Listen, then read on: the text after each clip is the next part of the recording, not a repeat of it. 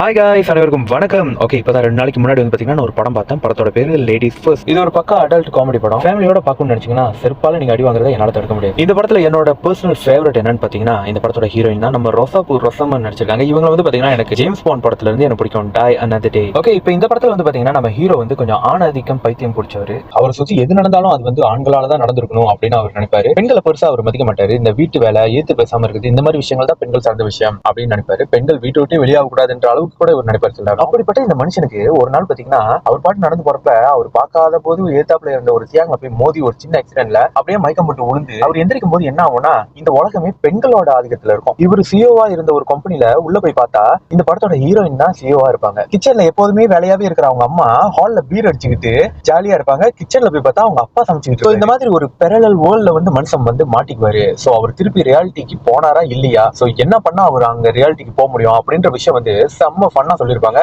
வாய்ப்பு கிடைச்சா இந்த படத்தை வந்து பாருங்க, ரொம்ப நல்லா இருக்கும். தேங்க்யூ.